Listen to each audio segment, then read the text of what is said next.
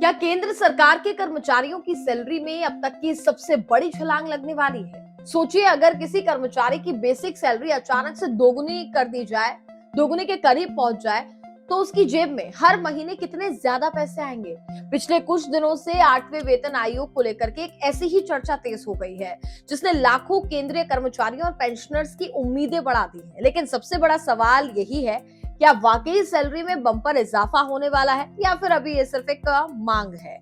आज इस वीडियो में हम आसान भाषा में समझेंगे कि आखिर फिटमेंट फैक्टर क्या होता है, इसे बढ़ाकर 3.68 करने की मांग क्यों हो रही है, इससे किसकी सैलरी कितनी बढ़ सकती है और आखिर फैसला किसके हाथ में है। सबसे पहले जानते हैं कि आखिर ये फिटमेंट फैक्टर होता क्या है।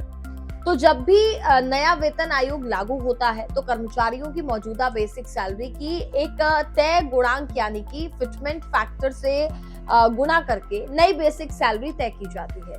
यानी कि जितना बड़ा फिटमेंट फैक्टर होगा, बेसिक सैलरी में बढ़ोतरी की संभावना भी उतनी ही ज्यादा होगी। इसी वजह से इस बार सारी चर्चा एक ही नंबर के इर्द गिर्द घूम रही है, वो है 3.68। कर्मचारी संगठनों की मांग है कि 8वें वेतन आयोग में फिटमेंट सेक्टर 3.68 रखा जाए। अगर ऐसा होता है तो कई कर्मचारियों की बेसिक सैलरी में बड़ी बढ़ोतरी देखने को मिल सकती है। हालांकि फिलहाल ये केवल कर्मचारियों की मांग है, सरकार ने अभी इस पर कोई अंतिम फैसला घोषित नहीं किया है। अब सवाल उठता है कि आखिर फिटमेंट फैक्टर 3.68 करने की मांग क्यों की जा रही है। कर्मचारी संगठनों का कहना है कि पिछले कुछ सालों में महंगाई लगातार बढ़ी है। हालांकि इसमें कोई दो राय नहीं है, खर्च पहले के मुकाबले काफी ज्यादा हो चुका है। ऐसे में उनका मानना है कि नया सैलरी स्ट्रक्चर भी मौजूदा परिस्थितियों के हिसाब से होना चाहिए। लेकिन यहाँ एक और दिलचस्प बात समझना जरूरी है। कई लोगों को लगता है कि अगर फिटमेंट फैक्टर 3.68 हो गया तो हाथ में आने वाली पूरी सैलरी भी उतनी ही बढ़ जाएगी। असल में ऐसा जरूरी नहीं है, क्योंकि किसी कर्मचारी की कुल सैलरी सिर्फ बेसिक पे से नहीं बढ़ती, उसमें डीए, एचआरए और कई अन्य भत्ते भी शामिल होते हैं। इसलिए बेसिक पे बढ़ने का असर जरूर पड़ता है, लेकिन कुल वेतन में बढ़ोतरी का प्रतिशत अलग हो सकता है। यही वजह है कि वेतन आयोग से जुड़ी हर चर्चा में बेसिक पे और ग्रॉस सैलरी को अलग अलग समझना जरूरी होता है। अब सबसे बड़ा सवाल, क्या सरकार 3.68 फिटमेंट फैक्टर को मंजूरी देगी?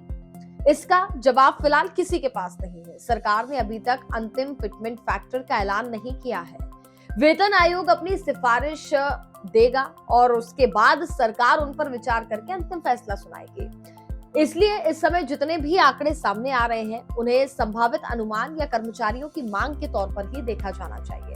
यानी कि फिलहाल तस्वीर साफ है, उम्मीद बड़ी है, मांगे भी बड़ी हैं, लेकिन अंतिम फैसला भी बाकी है। अब देखना दिलचस्प होगा कि सरकार कर्मचारियों की इस मांग पर कितनी सहमत होती है और 8वां वेतन आयोग आखिरकार लाखों कर्मचारियों और पेंशनर्स के लिए कितनी राहत लेकर के आता है। आपका क्या कहना है इस वीडियो को लेकर के? कमेंट बॉक्स में जरूर बताइए।